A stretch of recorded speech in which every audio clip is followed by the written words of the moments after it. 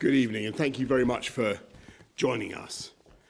Our extraordinary NHS has now succeeded in vaccinating more than 17.7 million people across the UK, and nearly a year after this pandemic began, this unparalleled national effort has decisively shifted the odds in our favour, so that we no longer have to rely simply on lockdowns and restricting our behaviour and putting our lives on hold. But with every day that goes by, this programme of vaccination is creating a shield around the entire population, which means that we're now travelling on a one-way road to freedom. And we can begin safely to restart our lives and do it with confidence. And I want to be frank about exactly what that means and the trade-offs involved. The vaccines reduce the danger of COVID, they save lives, and they keep people out of hospital. But no vaccine against any disease has ever been 100% effective. So whenever we ease the lockdown, whether it's today or in 6 or 9 months, we've got to be realistic and accept that there will be more infections, more hospitalizations, and therefore, sadly, more deaths, just as there are every year with flu. Even if we sustain the lockdown indefinitely, which would itself cost lives and do immeasurable harm to our children, we would not be able to eradicate this disease. And that's why it's right gradually to replace the protection afforded by the lockdown with the protection of the vaccines. And our approach is to move with the utmost care and advancing in 4 steps, each with a minimum of 5 weeks apart, so we can properly judge the impact of each relaxation before we move on. And you can see the details of all of this on gov.uk. And we will be led at every stage by data, not dates, and we will apply 4 tests: the pace of the vaccination programme, the effectiveness of the vaccines, the pressure on the NHS, and the risks of any new variants of COVID. And therefore, as we look at the data today, I can confirm that 2 weeks from today, Monday the 8th of March, we will begin step 1. And schools and colleges across England will reopen and teaching in classrooms can start again. All the evidence shows that schools are safe and the risk posed to children by COVID is vanishingly small. But to offer even greater reassurance, we're introducing twice-weekly testing of secondary school and college pupils and asking them to wear face coverings for the rest of this term. Students on practical courses can return to university, but all others will need to continue learning online and will review the situation before the end of the Easter holidays. We will allow breakfast and after-school clubs to restart, and among other changes, on March the 8th, you'll be able to have a coffee on a bench or a picnic in a park with one person outside your household. And because we know how stressful this time has been and how people yearn to see friends and family, if only fleetingly, we will now go further. And on the 29th of March, you can meet more of your friends and family outside, including in gardens, either as 2 households or subject to the rule of 6. And then we'll go on to step 2, which is no earlier than the 12th of April. And this is a big moment because shops will return and reopen, hairdressers, nail salons will reopen, pubs and restaurants will all be able to serve customers outside, precisely because we know that outside the risk of transmission is lower. And then 5 weeks after that, no earlier than May the 17th, we'll go to step 3 and open all our hospitality sector to service indoors, pubs, bars, restaurants, along with hotels and cinemas. And subject to capacity limits, we will also open sports stadia, concert halls and theatres. And finally, provided we continue to pass the 4 tests, then from the 21st of June, we will go to step 4 and say goodbye to most remaining restrictions, resuming large-scale events like business conferences and football matches, lifting the limits on weddings and reopening nightclubs. All of these steps will apply in England, and the government will continue to do whatever it takes to protect jobs and livelihoods across our whole United Kingdom for the duration of the pandemic. And I know there are some who would like to accelerate the timetable. And I know, of course, there are others who would like to be more cautious and stay in the slow lane. And I understand both points of view, and I sympathise, because levels of infection are still high, and we must strike a very careful balance and always accept that we've got to be humble in the face of nature. But also, we must accept that we cannot persist indefinitely with restrictions that have separated families and loved ones for too long, threatened the livelihoods of millions, kept pupils out of school. It's thanks to the rollout of these vaccinations, many of them pioneered in this country, that the balance of that judgment is now changing in our favour. And thanks to the vaccinations, that there is light ahead, leading us to a spring and a summer which I think will be seasons of hope, looking and feeling incomparably better for us all, and from which we will not go back. Thank you very much. I'm now going to ask Chris to do the slides. Thank you, Prime Minister. First slide, please. This slide, which is familiar, I think, to anyone who's watched these press conferences, shows the number of people testing positive for COVID-19 in the UK. And as you can see, there are essentially two things to take away from this. The first of which is that the number testing positive has fallen and is continuing to fall. But the second is that the rates are still very high at over 11,000 cases on a 7-day average rolling basis. Next slide, please.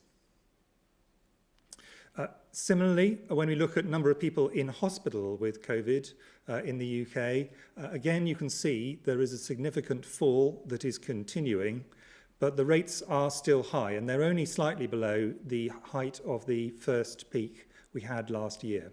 So definitely things are heading in the right way, but remain at a high level. Next slide, please.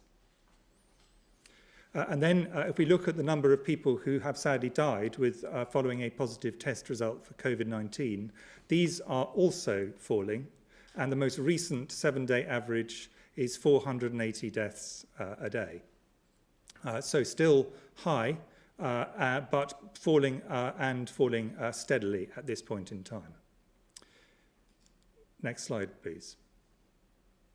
Now, all of the things we've seen so far largely are done, or probably almost entirely are done, due to the activities of the general public in the UK and all 4 nations of the UK, staying at home and following the lockdown guidelines. But we have had this really extraordinary rollout of vaccination across all 4 nations of the UK, and you can see in this graph that this line is continuing to go up steadily, day on day. Next slide, please. So I just wanted to talk a little bit about what we would expect the impact of this to be. And the Prime Minister has also asked me to talk a bit about the results of 3 studies that were released today from England and from Scotland. So the first thing in this slide to say is that the great majority, well over 90%, nearer 99% of those who sadly die of COVID are in the groups, the JCVI, Joint Committee on Vaccination and Immunisation groups, 1 to 9. And they're in the dark blue, and this is a study of people in hospitals in the UK. And the largest group of those, 86%, are people who are in groups 1 to 4. These are people who are over the age of 70, and at this stage we have vaccinated the great majority of people in those groups, including in care and nursing homes, who wish to be vaccinated, a very, very high proportion. So we anticipate that if the vaccines are effective, we would anticipate the death rate will now start to fall, not just because of people staying home and obeying the lockdown guidance and instructions, which people are to an extraordinary degree, but also because of the effects of vaccination, because people have now had these vaccines. We're now on the middle bar, which is people in groups ages 50 to 69, already going very rapidly through those over the age of 65, and people who have significant health problems who are under 65, but who we want to accelerate the period by which they're vaccinated. So they too are being vaccinated early on. So this will lead to a significant further reduction in the risks of people dying. And this also includes a significant number of people who are then hospitalized, who are not in the first 4 groups. But there are people who get severe disease and are hospitalized under the age of 50. And it's important to understand that we must not leave them behind in vaccination because there are still severe cases in people who otherwise have no other health problems, as well as people who've got predictable health problems in hospitals across the UK under the age of 50. Next slide, please. So my final slide is just to make that point in a different way, and these are data looking at the proportion of people admitted to hospital with COVID-19 by age here in England. And what you can see is people over the age of 65, the great majority of whom have now been vaccinated, make up 58% of those people, but people under 65 make up a very substantial 42%. So there's a lot of people who would, if they got COVID, might go on to develop severe disease and go into hospital, still unvaccinated. And we have quite a way to go in all 4 nations of the UK, but making very fast progress. Now, how effective are these vaccines? And that's a question which we said we think they're effective. Trials are very good to date. What was released today, both in England and in Scotland, were 3 studies which tried to address this problem. And this is what the Prime Minister asked me to try to lay out. The first of them is a study done, called the Siren study, that was done in people who are healthcare workers, so young adults under the age of 65. And what that showed is that at 21 days, there was a 72% reduction of the effectiveness of the vaccine, but the vaccine led to a 72% reduction in the number of people who developed an infection, even a mild infection, at 21 days after just 1 dose of the vaccine, and this increased further to 86% if they had a second dose. So that's extremely good protection just from mild infection. Now, obviously, you have to have mild infection to go on to get severe disease. And then the second study, which is an important additional piece of information from Public Health England, showed that you got significant protection also in older people, including people over the age of 80, so over 55 or 55% protection just from getting mild disease at 35 days. But if people got an infection, there was a further reduction of around 50% in them having severe disease and therefore going into hospital. So if you put them together, you obviously won't get into hospital if you don't get disease at all, and then you have a further 50% reduction. So we are confident from these data that the effectiveness of this vaccine in older people in reducing hospitalizations is greater than 75%. The exact number will change as the data comes in, but we are confident that this is going to be the case.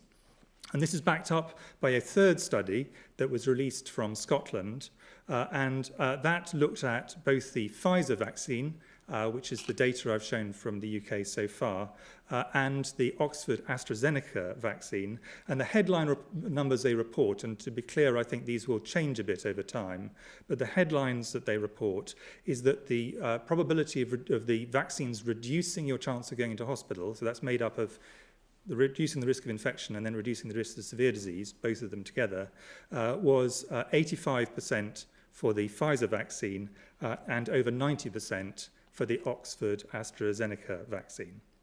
And that vaccine effectiveness remained in those who were 80 years old. So this tells us 3 things. The first one is These vaccines, both the vaccines being used in the UK, provide a very substantial level of protection from the first dose. And in fact, the great majority of the protection is from the first dose. So very important people get their vaccination. Secondly, the data suggests that that protection continues over a prolonged period beyond 21 days. So this is, I think, supportive of, it doesn't prove it's exactly the right thing to do, but supportive of our delaying the second dose. But importantly, the third thing it shows is that we must make sure that those who've had a first vaccine go on to get their second vaccine.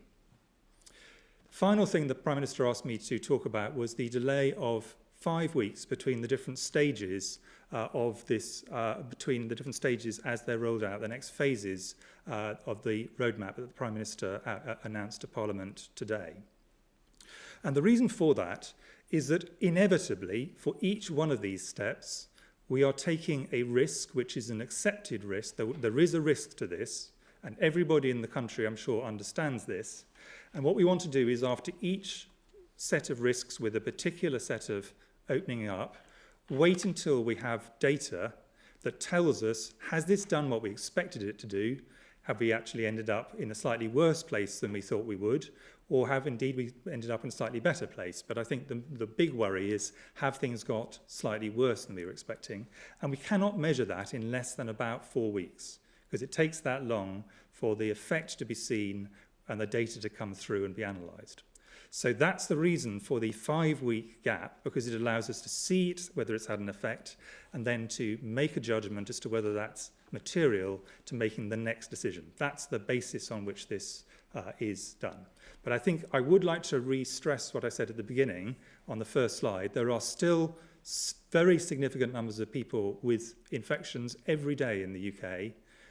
There are still a lot of people in hospital with this disease.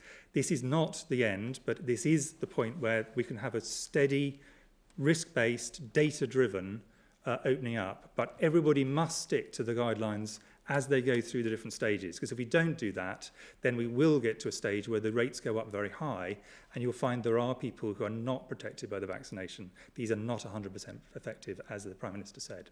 Thank you very much. Thanks very much, Chris. Patrick, anything to No, to I add? completely agree with that, and the caution of going every 5 weeks is very important, because we need to measure so that we're not flying blind on this. We need to know what the impact of the opening up steps are. Thanks very much. Let's go to David from Cardiff. The vaccine rollout is going really well, but people will soon start to require their second dose of the vaccine. What is the government's plan for incorporating these second doses into the vaccine rollout? Will you need to cut back on the first doses being given, or will the vaccination programme be expanded even further, and how? David, you're asking a very important question. We've got to make sure that we have the supply in place for everybody to get their second vaccination within 12 weeks, as well as giving every adult, as we've said already, a vaccination by the end of July. And we do believe we have the supplies in place to keep up that rhythm and that timetable. And obviously we're looking the whole time to source more where we can from our suppliers, according to the contracts that we've already signed. But that's basically the plan, David. I hope that will do you. Let's go to Rachel from London. The WHO has called on countries to ensure an equitable vaccine rollout. This is not only the fair thing to do, it's also safer, so we ensure we give the virus less opportunities to evolve and fewer strains develop. Will the UK commit to ensuring a fair and equitable vaccine rollout and distribution once, for instance, our top 9 priority groups have been vaccinated?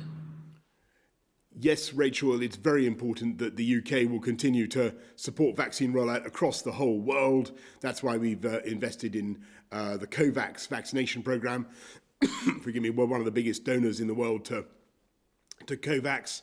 And as you rightly say, there's no point in having a vaccination programme that is simply confined to one country. It's a global pandemic. We need a global vaccination programme. Anything to add, Chris? Or Completely. Thank you very much. Let's go to Laura Koonsberg of the BBC. Thank you very much, Prime Minister. There has been progress today, but there will be some rules in place for another 4 months. When do you really hope to be able to say to the public, it's over? And Professor Whitty or Sir Patrick Vallance, it's been acknowledged very openly today by the government that more deaths will come as a result of lifting restrictions. And I know you won't want to put specific numbers on that, but can you warn the public what kind of numbers they should be prepared for? Because even one of the optimistic suggestions is around 30,000 more deaths as a result of lifting the rules. And while the vaccine program's been remarkable, government documents today suggest 66% of people will be covered, only about 2/3 of the population. If there's full uptake, what do you actually expect the uptake to be? Laura, this isn't the end today, but it's very clearly a roadmap that takes us to the end and takes us on a one-way journey. We very much hope, if we can stick to it, if the data continues to support the decisions we take at the pace that we want to take them. So you ask when? Well, you've got the key dates: April the 12th, May the 17th, then June the 21st for everything, and to be open again, and for things that we couldn't do last year, like nightclubs and all the rest of it, theatres, to be back up and running again. But we will be guided by the data and by the progress that we make, and that's why it is important also to be cautious and to recognise that it's by, I think people would rather see a certainty about these dates, as much certainty as we can give, than haste, and that's the trade-off, obviously, that we've got to make. On the numbers, and I've been very careful never to put forward numbers if I can possibly avoid into the public domain, because I just don't think it's helpful or in fact meaningful.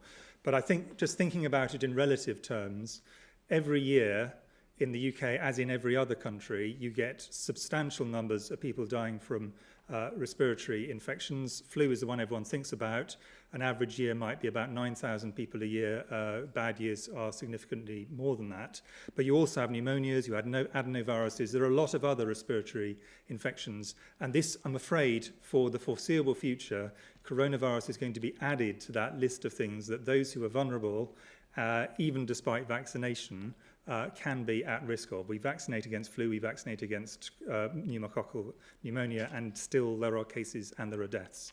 And I think people need to see it in that way, not to see it separate from others, but to see it as this is something where the vaccination will take the rates right down, but they will not get rid of us, and this is something we have to see for the long term, and in my view is likely to be a problem in particular in the winter for the next few winters. Then let's see how we go. On the 66% thing, and this is made up in part because children are currently not being vaccinated, there's a live question about whether in the long run vaccination of children would be something to offer, but there's a long way to go before that. We haven't got trials in children, we haven't got license in children, we haven't got the modelling to suggest that's the right thing to do in children at this point. I think this is probably several steps away. At this point, the real priority is getting through all the adult groups. And I think what's been really cheering is we thought we were being quite ambitious in the uptake we would get on the vaccines. Actually, the uptake from almost every part of society so far has been incredibly high. And this is very good because it protects them, it protects the people immediately around them, and in the long run, this will help protect society. So the extraordinary levels of uptake we're seeing, over 90%, in some cases well over 90%, I hope that is replicated as people are invited for vaccination. Please do go. It protects you and it protects everyone around you. And then in terms of minimising the number of deaths, it's about going slowly, and it's about us all sticking with the rules. So when there's a chance to sort of do a bit more, that isn't an invitation to do a lot more, it's an invitation to do a bit more. And that's really how we've got to behave as we go through this rollout, to make sure that we do it at the right stages, measure as we go along, and make sure that we pick up. If there is an increase, we pick it up early enough to be able to do something about it. Thanks, Laura. Robert Peston, ITV. Good afternoon, or good evening, gentlemen. Professor Whitty, we've heard from you so often that the rate of infection can't get above 1, the famous R, but there's no reference to R in the 4 tests that you've set for opening up society and the economy. So what rate of infection in the coming weeks and months is one that should cause us concern? And for the Prime Minister, you seem to have had a Damascene conversion to the idea that vaccine and testing certificates or passports are maybe the way to let us go safely back to big live events and big concerts. Are you now persuaded that's the way to reopen the economy safely? And I'd actually be interested to know whether Professor Whitty and Sir Patrick Vallance think that those sorts of certificates would be a good idea. Chris, you're first.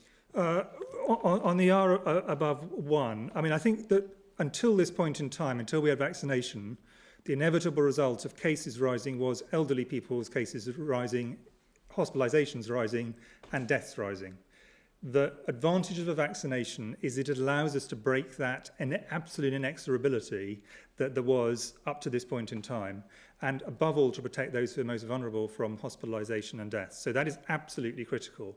Now, we all know, and the modelling demonstrates this, that was released in the same time, that there will be, subsequent to, even with these quite careful one-at-a-time measures, there will at some point be a surge of cases, and R is going to creep closer to 1. At every stage, R is going to creep closer to 1. It might at some point exceed 1, and at that point we will expect to start to see some cases rising. But firstly, the vaccination takes a lot of the heavy lifting on this, and once we've got a large proportion of the population vaccinated, our expectation is that will pull the natural R that it can get to well down, so that will take a lot of the heavy load.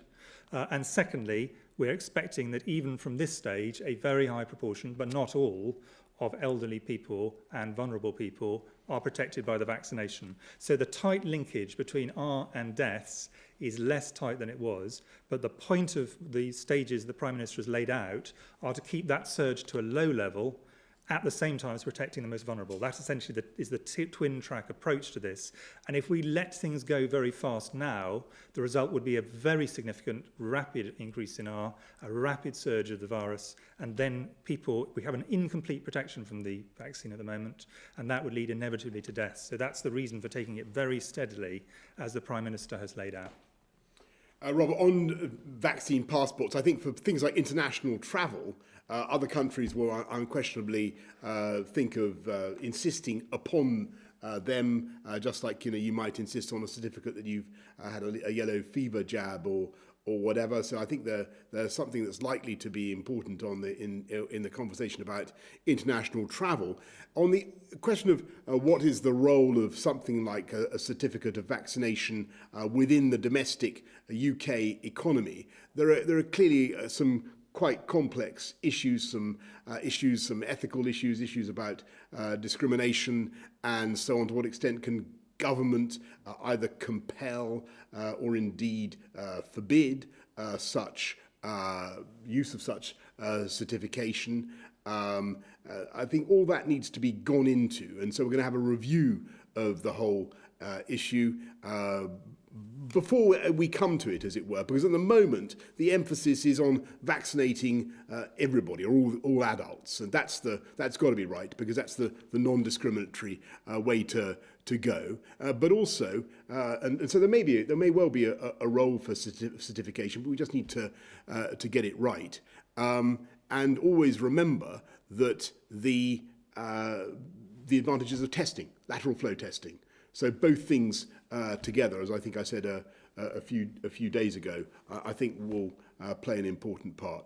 But we'll be in the course of the coming steps, we'll be setting out more, as I told the House earlier on issues like air travel, on mass events, on big events, on social distancing, and on certification. Four reviews that we'll be doing. Thanks a lot. Let's go to Sam Coates, Sky News. Thank you, Prime Minister. You've said over and over that today's plan will be irreversible. How can we know that this isn't an empty promise? If you have to lock down the nation again for a fourth time, would it be a resignation-worthy matter? And to both scientists, is it possible, in the opinion of both of you, to have an irreversible unlocking? Sam, I can't guarantee that it's going to be irreversible, but the intention is that it should be irreversible. And that's why we're going in the way that we are. That's why we're taking the steps that we are. And a lot of people will say, you know, why don't you go faster, or why don't you see if you could bring some of this unlocking earlier if things are going well and there are signs that the disease is continuing to retreat.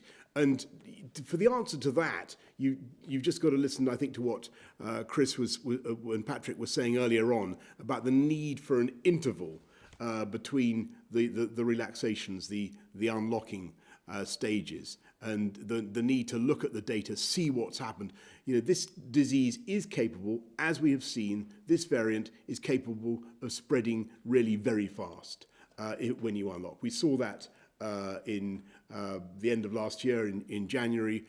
We've seen how fast it can take off when it gets going. That's why we've got to look at the way the vaccinations are working. We've got to look at the data and proceed cautiously, but as I say, I certainly hope irreversibly. That's what we want to do, and we don't want to go back into another lockdown. We want security, to deliver as much security and certainty as we can to the public and to business and to everybody. That's why we think it's a reasonable timetable. And the miracle of the vaccines is extraordinary, if you think about it. We went from having no vaccine for human coronavirus disease at all, ever, to having very effective vaccines in a period of a year. That has never been done before for any other disease. Those vaccines, as we now know from the real-world data coming out in the UK and also from Israel, are very effective in practice. That provides an extraordinary bedrock of success from which to think about moving to a normality as a result of that. And the way to do that is to go cautiously as you release, have enough time between measures so you can assess what's going on, and take new measures to release when you're safe to do so, not beforehand. That's the path to try and get a gradual approach back towards normality based on that bedrock of vaccine effectiveness. Thanks very much, Sam. Jason Groves, Daily Mail. Thanks.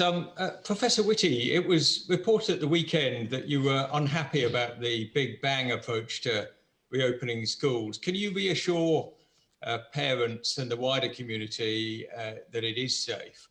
And Prime Minister, we've got cases down by 80%. We've got the cavalry here in your words, but you're still very cautious.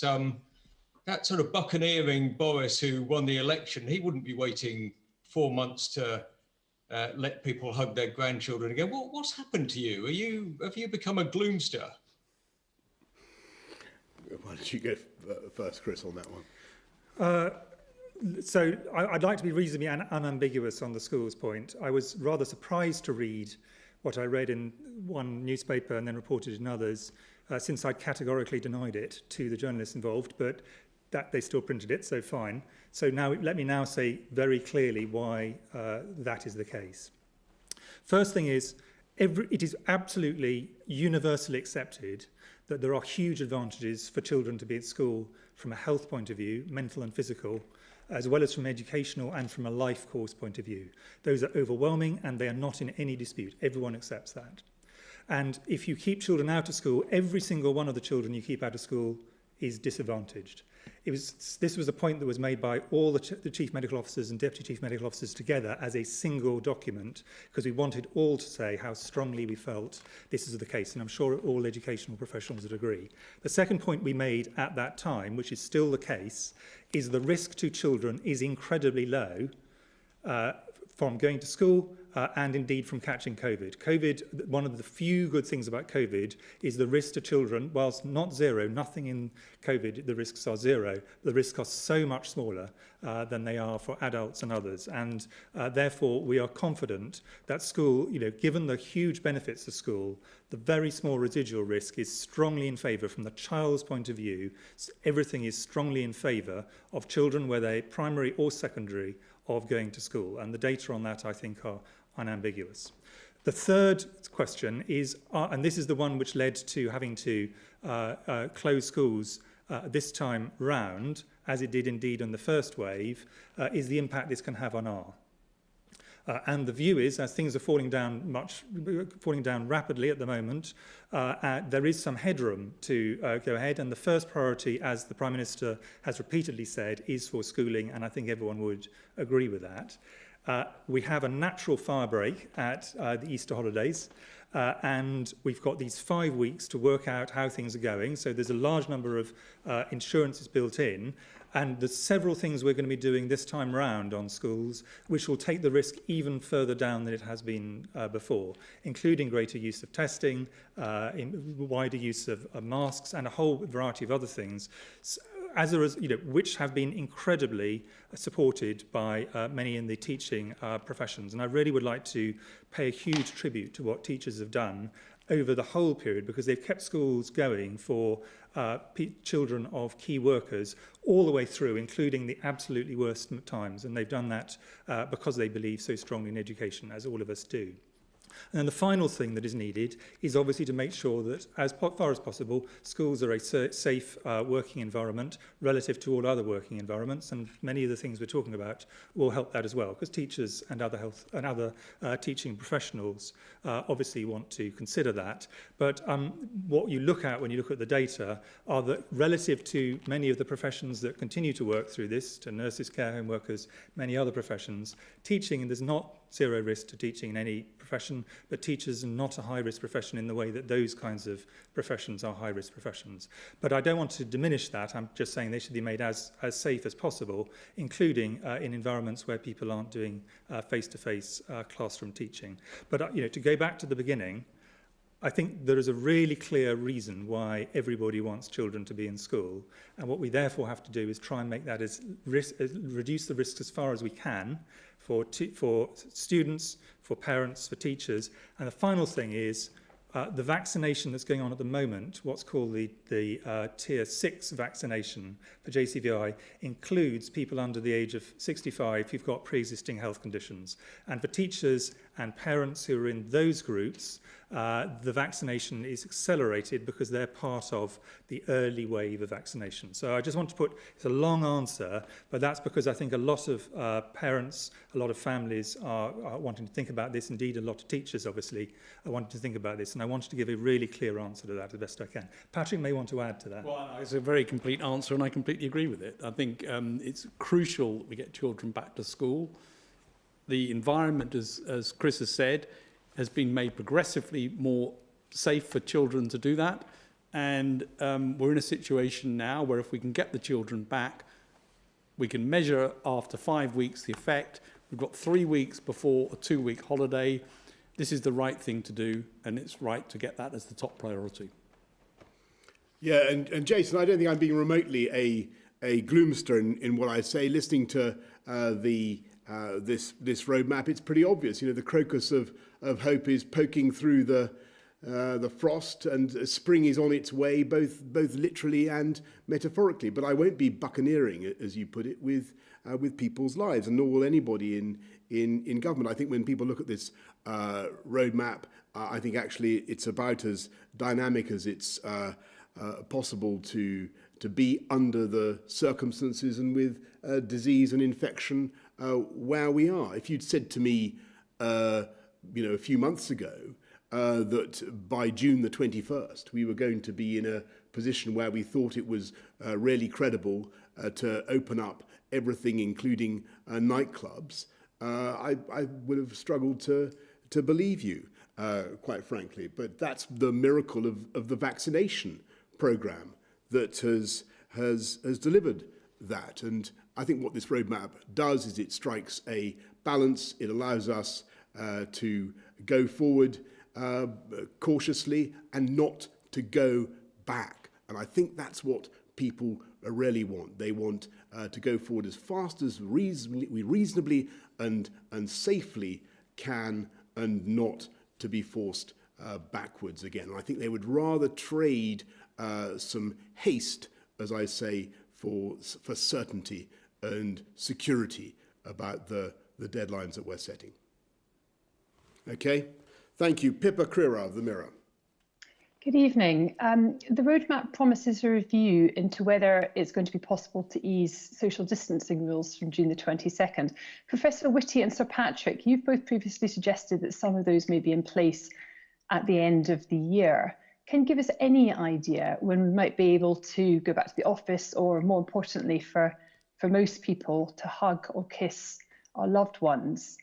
Or can we really look forward to an end to social distancing this summer? And Prime Minister, you said earlier in the comments that you will not pull the rug out from under businesses and workers, yet you've told them that they have to wait until the budget. Many, especially the self-employed and the hospitality sector, are already on the brink and now are facing more months of lockdown restrictions, meaning that as the country opens up this summer, we could be facing mass job losses. Can you give them the reassurance that they so desperately need now? Yes, go on. Yeah. So as we get the population vaccinated, and the ambition is to have all adults have a first dose by the end of July, as the Prime Minister has said, you start to get real protection across the entire population. At that point, many of these things that we've got in place now will have gone. It's possible that coming into next winter, in particular, certain things may be necessary. And Tony Fauci yesterday said in the US that he thought that things like masks may be needed next winter. And I think we're in the same position, that it may be necessary next winter to have things like mask wearing in certain situations. Hand hygiene should remain part of the norm. Making sure that if we get the sorts of symptoms that we know are associated with COVID, we stay off work. Having an effective test, trace and isolate system still in place will be an important part of the baseline measures that we're talking about, and taking individual responsibility for thinking about where there's an environment in which there could be a risk, particularly during the winter months, are the sorts of things that I think we should expect for next winter. That's not the same as a whole raft of NPIs in place restricting movement. Now, all of this depends on what we see and what we measure and how this goes. So I'm not making any promises about anything, but those are the sorts of measures that you might expect, I think, as a sort of baseline to be required during winter months. Chris, you may want to add. No. Pippa, on the hospitality sector, I know how tough it's been for that sector, and particularly for the many female workers in that sector who make up such a large proportion of the workforce. And we will, of course, continue to support them in any way that we can throughout the pandemic. And Rishi will be, the Chancellor will be setting out more next week to go with this roadmap. We've already, as you know, done £280 billion worth of support for the whole economy on getting people back into work, particularly young people. Don't forget there's the Kickstart programme worth £2 billion on its own to help people into employment if they lose their jobs in hospitality or retail or any other sector. But the best thing for all these sectors is just to get them open again in a COVID-secure way on the dates that we've set out. We really hope, and not to go backwards. That's what we're trying to do. And I think that sense of a date, an ambition, a goal will be, I hope, will be reassuring to a great many businesses as they take the difficult decisions that they must. Thanks very much. Let's go to Joe Murphy of the Evening Standard. Joe. Thank you very much, Prime Minister, and good evening. Could I ask you all one quick one each to finish off? Sir Patrick, what's the science underlying the new requirement for secondary school pupils to wear masks for a few weeks? What's the data that you want to see that'll mean they can take them off again?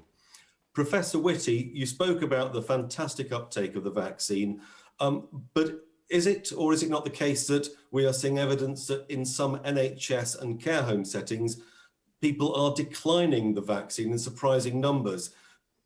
Could you ever see it being a condition of employment to have a vaccination in a care setting or an NHS setting? And Prime Minister, can I ask you about the future of our great city centres, places like London, Manchester and Birmingham, with work from home extending to midsummer? Is there a risk of them being hollowed out in the centre with office workers choosing to stay at home for longer, meaning fewer shoppers, fewer leisure spenders?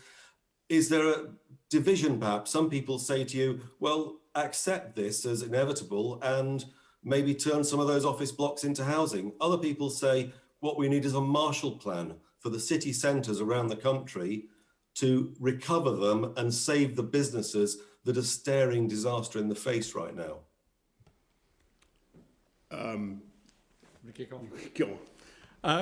In schools, ventilation is going to be important as children go back. Good ventilation. Masks will add to the protection, and hand washing and good hand hygiene adds to the protection. So mask wearing during this period when schools are back, secondary schools are talking about here in terms of the mask wearing, and then we'll measure effects of schools going back at the 5-week time period, probably at 4 weeks we'll have the effects, and we'll be able to see whether things have come back under control in terms of schools being back and no expansion of the epidemic in a way that would mean that we can't go ahead with the next set of steps. And at that point, I think we can see what the consequences of the various actions are and whether mask wearing continues and for how long it needs to continue as it is in the adult population. And it's really only for those children who are able to do so in secondary school. On NHS and care home workers, I mean, I think what people want to understand is the disease a serious disease? I think everyone who works in care homes or nursing or in the NHS fully understands that. Secondly, does the vaccine work? And I think today we've seen yet further really clear evidence. This vaccine protects against mild disease. It protects against asymptomatic disease, which means you can protect people around you, and it protects against severe disease. So it really works. And the data on safety is reassuring and continues to mount. People want to know about that. And I think those bits of information are getting stronger and stronger the whole time. Actually, in most health and social care settings that I've seen, and the data would back this up, people are really keen to get the vaccine. There are obviously some people who've got some caution, and we need to have that discussion with them. But I think my view is clearly for medical staff, where I am subject to the same code. It is a professional responsibility for doctors to do things which help protect their patients. And I expect that to be a professional responsibility for all other health and social care staff as well. Now, questions around contracting are not really for me. The only comment I'd make on that is there has been, it has been a norm. For example, there's an expectation if you're a surgeon, you've got a hepatitis B vaccine. So it's not that this was completely new territory, but I think that's not really a question for me. That's a political question. The professional expectation, very strongly, my view is professional medical and social care staff should be taking it. Yeah, and Joe, since Chris has said it's a political question, I suppose I ought not to dodge that implication and just say that I think that in the case of care homes, I know that some of the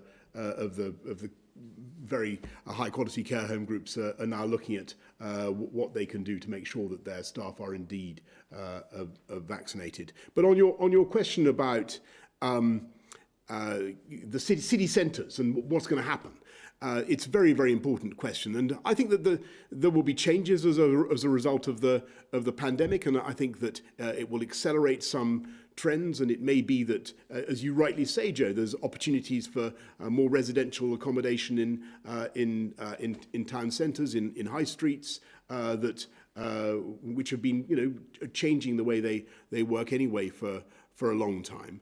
But I don't believe that this is going to mean a fundamental change to the way our life in our big cities really works. And I used to chair TfL for a long time, Transport for London. And I remember the better remote communication gets and the more people can see each other and talk on mobile devices and the rest of it. And there's a paradox.